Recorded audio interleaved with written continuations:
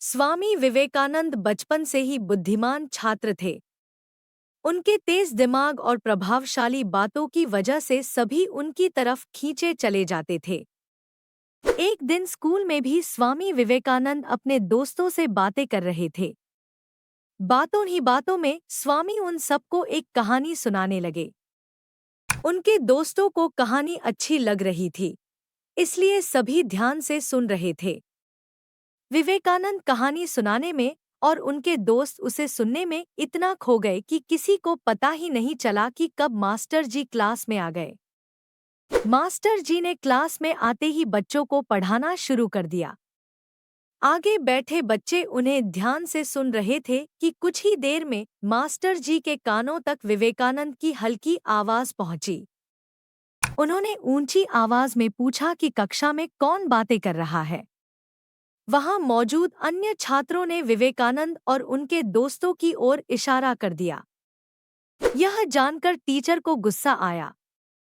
उन्होंने उन सभी को अपने पास बुलाया और पूछा कि मैं अभी क्या पढ़ा रहा था। कुछ सेकंड तक किसी से कोई जवाब न मिलने पर उन्होंने हर बच्चे की तरफ देखते हुए सवाल पूछा। सबने अपनी नजरें झुका ली। तभी टीचर विवेकानंद के पास पहुंचे और कहा कि क्या तुम्हें पता है मैं क्या पढ़ा रहा था? उन्होंने मास्टर को सही जवाब दे दिया।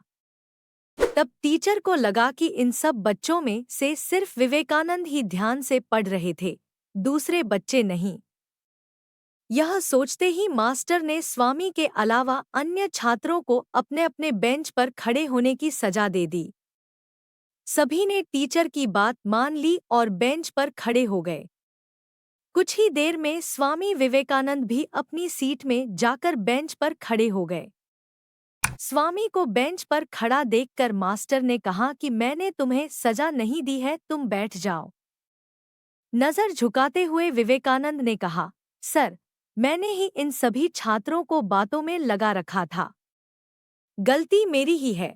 सजा न मिलने पर भी स्वामी विवेकानंद द्वारा सच बोलने पर सभी छात्र काफी प्रभावित हुए। कहानी से सीख: जीवन में हमेशा सच बोलना चाहिए।